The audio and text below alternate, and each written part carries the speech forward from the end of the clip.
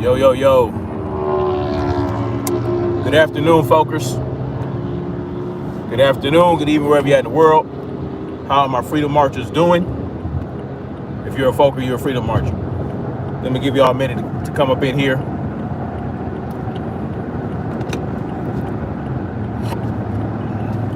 Thank you to those who left a like already. Much love and appreciation. When you guys come up in the building, make sure you hit the like, please.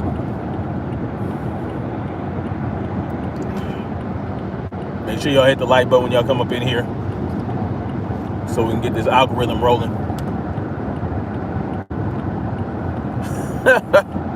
The idiot states of Lucas. Yeah. Jimmy, you funny. How y'all doing this afternoon?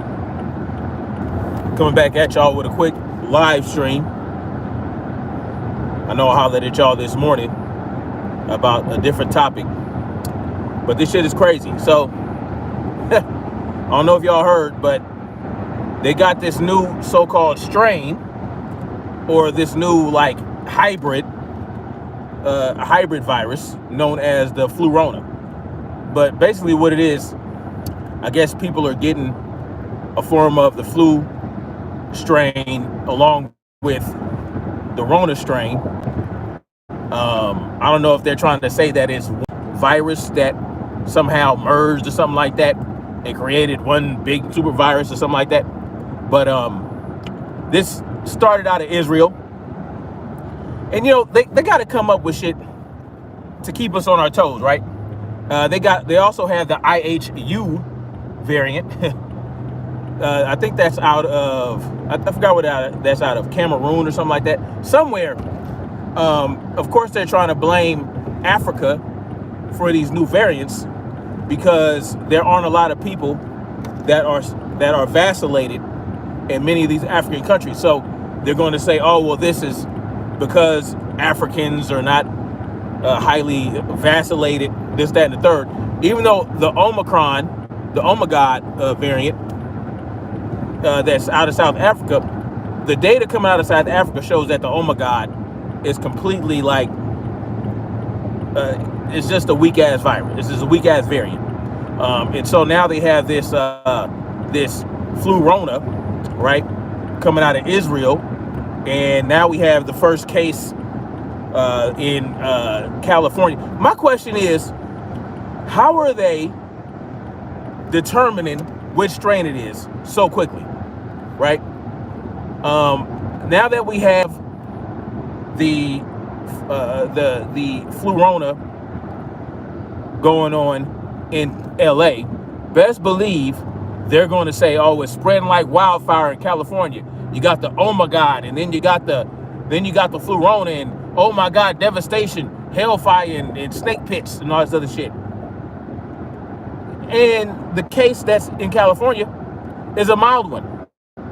The only reason it was a kid, it was a teenager or something like that got tested, and I guess they looked at the genome sequencing and all that shit and discovered that it was allegedly the flurona. But the kid has a mild case.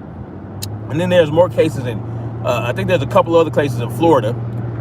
There's one in Florida and somewhere else. But I mean, these people, they're kids that aren't, they're okay. They're not dying. They're not in the hospital. So my question is, why is this news? Why is it news that the flurona infected a kid and it's a mild case? Why is it news? Why are they making it like? It's just crazy. It's crazy how they will never let this shit go. They will never let this shit go. And now they have no choice but to admit certain things like, oh well, you know, Anthony Frosty came out and said, and as well as Rochelle Walensky. Don't get me started on her, because you can go to the CDC website and get certain information, but she'll say completely different information than what's said on the CDC website.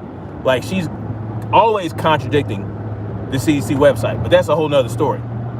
Anthony Frosty came out and said, when you look at these hospital cases, you know, a lot of them happen to be people who were in the hospital for another reason and just so happened to test positive for the Modelo 19.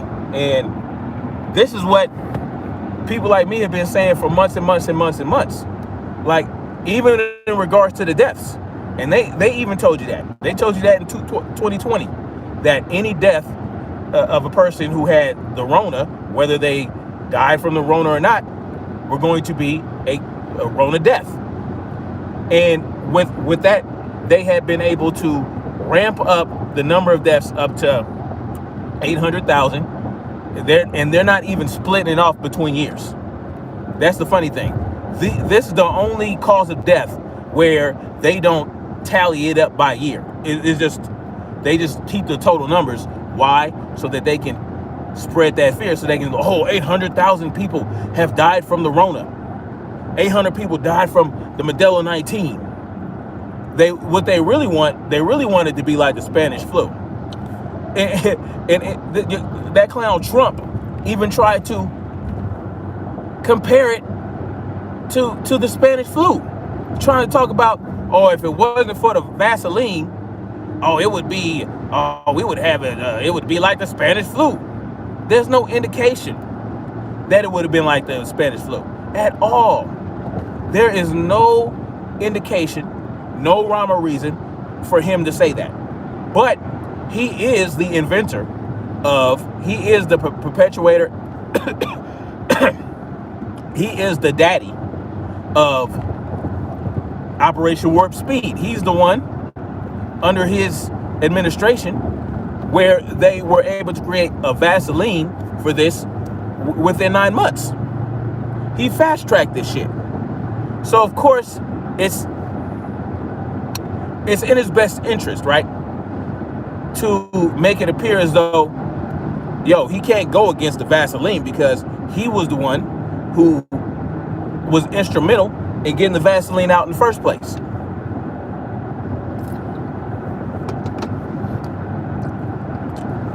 And then he's going to have the nerve to say, oh, no one died after getting the Vaseline. That's what he told Candace Owens.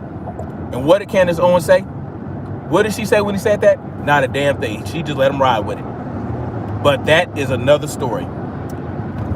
But here we got the Flurona. Oh, the Vaseline is so great. Then why does it do nothing against the OnA? Like, it does nothing against the OnA. Now they're saying this IHU mutation might be able to bypass the Vaseline. Like, what? Okay, so you came up with a Vaseline that worked for one variant? But don't, you know, as a matter of fact, infection from the OnA, according to doctors and scientists that I have listened to and paid attention to, natural infection against the OnA can actually protect you from the Delta variant. You know what I'm saying? That's what it can do. That's what they're saying. Natural immunity from the OnA can actually protect you from the Delta strain. And the Delta strain was supposed to be a big bad strain. But, you know, of course, the wild type, the alpha, that's allegedly the most deadly. But there have been more deaths, allegedly there have been more deaths to the from the Modelo 19 this year than there was last year under the Biden administration. So who's getting this right? Which administration is getting this right? Not one. Neither administration is getting this right, from as far as I can tell. You know, no need to be confused, right? There's no need to be confused. The bottom line is this: the Modelo 19, not really a big deal. I'm gonna just come out and say that. Not really a big deal. Now, when you compare it to the flu and the common cold, people get mad. They say, oh, well, look at the deaths. Look at this. Listen, look at the people who've died. Nearly 50% of the people who have died from the Rona, from the Medela 19, were obese or had 4 comorbidities, at least 4 comorbidities, right? Were immunocompromised, had autoimmune diseases, all this type of shit. So really, is it the Rona? Because those same individuals could die from a common cold. Those same individuals could die from the flu. But they don't want you to compare it to the flu. They don't want you to compare it to the common cold. Even though all those, the common cold, the supposed Medela 19, which hasn't been isolated, and the common cold, all 3 of those can cause the deaths of individuals who are immunocompromised because they have multiple comorbidities, because they're hyperimmune. You know what I'm saying? They have autoimmune diseases like lupus, diabetes, HIV. Like, so you get HIV. What happens? You get HIV, you get full-blown AIDS. The common cold can knock your ass out, right? Your immune system is so compromised. If you get a cut, you get a small little cut, you can get a staph infection because your immune system has been super compromised due to your autoimmune disease, or due to your comorbidity, or due to your diabetes, due to your high blood pressure, due to these things. These are the things. If you have heart disease, high blood pressure, diabetes, obesity, you know what I'm saying? Or you're susceptible to blood clots. These are the people that are really dying from the Medela 19. It is not just old people. It's also young people. Young people that they want to say, oh, look, this young person, that young person, this young person, that young person. Look at that young person, right? Oh, this person is not believed to have had any comorbidities. But if you read more into it, you'll find out, oh, well, they had congenital heart failure. They had a congenital disease, right? A genetic, a disease that passed down, right? That caused them to be susceptible. But they're not gonna come right out and tell you that. You have to dig deep and find that shit out. But why the Medela 19? Why are they making such a big deal out of this when there are worse diseases out there that could spread much faster and kill? Because they need something, right? They needed something to spread the fear. And, they succeeded for the most part. But now people are waking up. They're like, okay, this shit is some bullshit. Especially people who have had the Medela 19 and they get over it, or they were asymptomatic and they get the antibodies because they're curious. And they're like, oh, well, I had antibodies, but I didn't feel anything. Is this really as bad as they say it is? If you have a certain lifestyle and your health is in a certain condition, you might want to pay more attention, right? But for people like me, right, who I don't know how many minutes of cardio I do each week.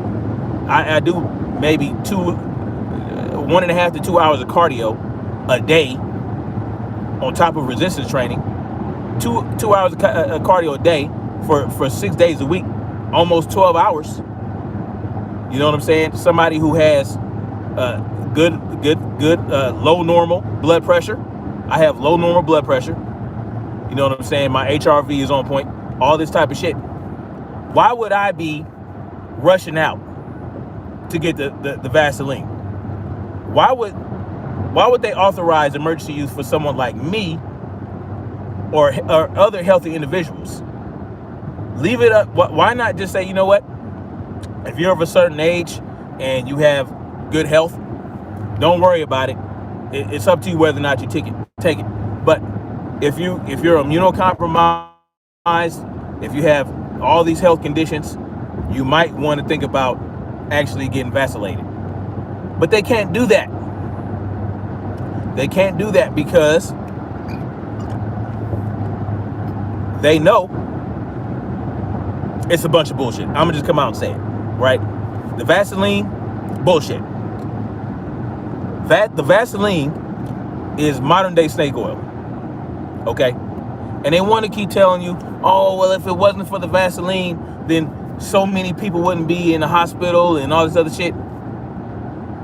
There are more people being hospitalized, allegedly, from the Modelo. The fucking Vaseline came out. You got countries where it's like 99% people are vaccinated, and they're still dying, they're still hospitalized. So what are you talking about? What are you talking about? And these people that are dying or being hospitalized were in the hospital for something other than the goddamn Modelo 19. They just happen to test positive for it. And so they might die from something else, but they're attaching the Modelo 19. I've been saying this shit since 2020, since this shit started. And Anthony Fauci and Rochelle Walensky came out and told your asses. Don't get me started with the guideline changes from the CDC, changing it from 10 to 5 days. It's fucking arbitrary. I'm gonna just tell you that right now. These are arbitrary numbers based on corporate pressure, right, from their corporate welfare recipients, like the airliners. The corporate welfare recipients, they don't want people to sit at home for 10 days. So they want them to come back to work after 5 days. Test be damned. We don't need to take a test. What? What?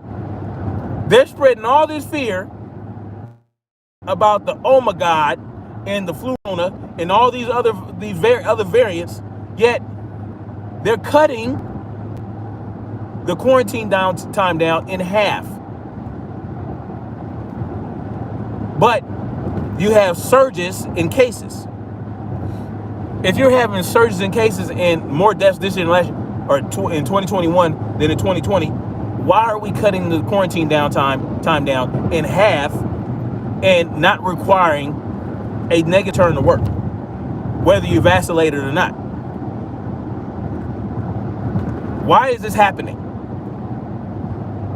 And why is the Flurona news? What are they gonna do? Well, is it 2 weeks? Is everybody gonna get the Flurona? Is that gonna spread like? Is that gonna overtake the OnA?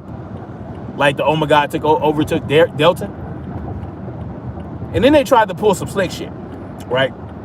A couple weeks ago, or like a week and a half ago, they said that the Omicron was 73% of cases in the United States. 73%. But then they tried to change it up and say, no, we made a mistake. It's actually 22% of individuals, 27% of people, 27% of cases are actually OnA. Why would they do that? Why would they do that? Because they know the OnA is weaker, and they don't want people to think, well, the weaker variant that's killing people 100 times less, right, and invade the lungs. I think it's a ridiculous number, where like 10 times less. The OnA is like hundreds of times less likely to get into your lungs, your lung tissue. There's a very small percentage of people with the OnA who have bad lung conditions. It typically reproduces in the bronchial area, in the bronchi, and in the windpipe. It's super upper respiratory. So is it because that they switch it up from 73 to 23 because they don't want you to think, well, the weaker version is taking over, and they don't want people to get, they want to keep people in fear, so they're going to tell you, oh, well, people know that the OnA is weaker, so maybe we shouldn't tell them that the majority of cases are OnA. We should scale that. We should take that back. We should retract that and say, no, it's actually 23%, so that they can keep this fear campaign going. Because people aren't as stupid as they think, right? They're coming wise to that. They're like, okay, these people aren't as dumb as we.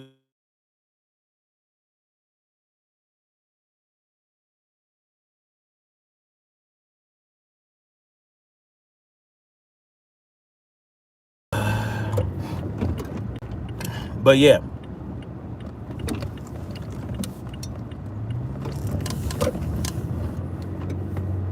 So, I mean, I just thought I'd bring that to y'all, let y'all know that the flu Rona has arrived in Los Angeles and a couple other states. And, you know, they're mild cases. So by the time the news gets to you about it, right, and let's say the mainstream media, they might, I don't know what they're going to do with this information. I don't know what they're going to do with it. You know, it's just, I'm just ready to be done with it. I don't know about y'all. I'm ready to be done with it. I'm ready for prices to level off, which they're probably not going to do for a while. I'm going to be real with y'all. This inflation, it's probably not going to be good for a while. So the prices of most of the things you need are much higher, right? So if I were you guys, I would start looking to where are prices, where's there, you know, inflation is hitting everywhere. But in some places, it's a lot higher than in others, like in LA, places like LA, New York, you know, LA, we got crazy ass prices. I'm talking about $6 a gallon for gas, $10, $12 for a carton of eggs, little stupid shit. But there are places you can go to. Like my brother went to Ohio, a small town in Ohio, where he got 12 eggs for 98 cents. I mean, even before inflation, right? Even before this inflation, that was unheard of in a place like California, in LA. 98 cents for 12 eggs, and I'm talking about good eggs, like from a local farmer. You know what I'm saying? Where you can have a relationship. These are the things that we need to do to ensure that inflation doesn't affect us as much. That's why I'm making the moves I'm making, so that I can put myself in a position where I don't have to worry about inflation. That's what you want to do, right? You want to maybe capitalize on inflation, but not be affected, not have your pockets affected by inflation. Because if you have money in certain stocks and shit like that, you might be able to, you know, make some good money due to inflation. But you don't want to have to be one of the individuals that has to come out the pockets with a lot more money due to inflation. So that's why I'm making moves to where if inflation hits, supply chains break down, I don't have to worry about it. I'm good to go. You know what I'm saying? I'm going to become part of a community where we have that mechanical solidarity. Excuse me. We have that mechanical solidarity to keep things flowing so that we're not affected negatively by what's going on in the outside world. What's mechanical solidarity? It's kind of like, mechanical solidarity is like the Amish, right? That's mechanical solidarity, where everybody in an Amish community has to work together for the best of the community. Everybody knows everybody else. They work together. They trade and barter amongst each other. They have to communicate. They're like tight-knit group, right? A small farming community where everybody has to work together. Whereas you have organic solidarity. Organic solidarity is like when you live in the big city and everyone you meet, everyone you have relationships with occurs organically, because you don't have to have that sense of community, because you can have a next door neighbor you never even say hi to ever in your life, unless there's something that you guys have in common that you can become friends. You know what I'm saying? Just regular friends. You're not dependent on each other for anything. But at the same time, if something happens, there's no sense of community amongst your neighbors, because you never formed that sense of community to begin with when you didn't need it, right? Whereas with Mechanical solidarity, it's like your whole community is a well-oiled machine, and every individual in that community is a functional part of that machine, right? That's what mechanical solidarity is. And that's what was, the United States was mostly operating in that before the Industrial Revolution. When you had the Industrial Revolution, and it really started. I'm gonna give you guys a little bit of history lesson, how organic solidarity pretty much started back in the day before Industrial Revolution. So as generations went by, as the United States progressed, children started to want to not be a part of their farming community or their little town or whatever. They wanted to branch out and do other things, go to college in a different state, all this other shit. That's when colleges started being proliferated and all this other shit. So that's what happened. The children, the younger generations would venture out from their small knit community, small tight knit community, and want to be a part of like this new booming city that's being created. This big, LA. Let's go to LA, or let's go to New York City. It's going to be fun. We're going to go to college, whatever. So that's how that started. When you have people from all different communities coming together to this big city, everything is running differently, right? The municipality, the government is running shit. The government is making sure your supply chains are operating, making sure that the food is getting in, coming in, and going out. You're not doing that. You're just going to college. You're not really contributing to that community. You're just being a consumer going to college. And, of course, the college gets the money, and then the government gets the money from the college. They get their little kickbacks and all this other shit. And then now that's how these big cities form. But these kids, they left their farms and their villages and their towns behind, and they don't know how to do shit. All they know is how to rely on the government to provide shit for them. So that's how these big cities came about. That's why we're in the fucking position we're in. That's why we're so reliant on the government. Because, and I can't really blame these kids for wanting to get out and do something different, want to change the pace. But that's how it started. They just now we rely on the fucking government for everything.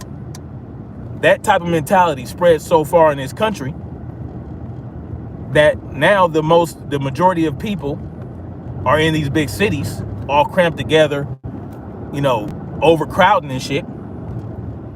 And when there's a fucking snowstorm and the grocery stores run out of food, they don't know what the fuck to do. Now, I don't know if that's just how it happened. That is what it is. That is what it is. Now that you got these rural communities, they can survive a lot longer with a broken down supply chain that's operated and controlled by the government. They don't have to rely on that. They grow their own food. They have their own water. They don't really need anything from the government at all. But they just don't have they might not have the academic education that these city people have. But when shit breaks down and these city folks can't get the shit they need, they can't even get fucking toilet paper because they buying up all the toilet paper every time somebody sneezes. The rural motherfuckers, they good to go. They like, okay, y'all handle that over there. I'm gonna stay over here. I'm gonna go butcher me a pig real quick and have me some bacon tomorrow. You know what I'm saying? And I'm gonna go to my well. I'm gonna get my water, and I'm gonna plant my motherfucking seeds and grow my own food. They good to go. But unfortunately, the city folk, they're the majority, right? So they're the ones who essentially control what goes on in this country in terms of policy. So that's just how it happened. And for me, the best solution is to get back to that mechanical solidarity where I can be self-sufficient, self-sustainable, and not worry about the government, not worry about the supply chains, none of that shit. I'm good to go. I got my people over here. I'm gonna go give me some goat milk, and I'm gonna give them, I don't know, I might fix a couple of light fixtures, you know what I'm saying? Or I might give them some eggs, you know? Anyway, I gotta get out of here. My children are gonna run up in here and they'll start beating on my car like clockwork. I'm gonna read a couple comments. I'm gonna get out of here. James Miller says Jimmy Nguyen, Vietnam is still under communist rule, and it's no surprise a lot of Vietnamese people have low income. Yeah, because they rely on, like, the government controls everything.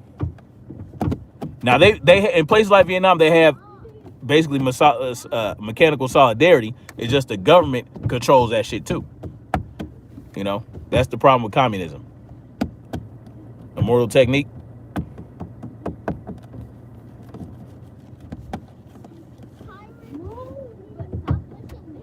Oh, hey, dude says, okay, I'm gonna keep it a buck. States will go communist.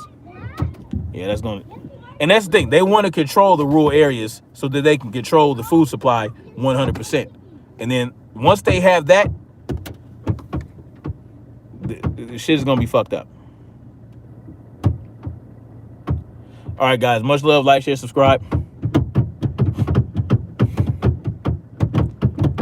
And let's keep marching forward toward freedom. Peace out.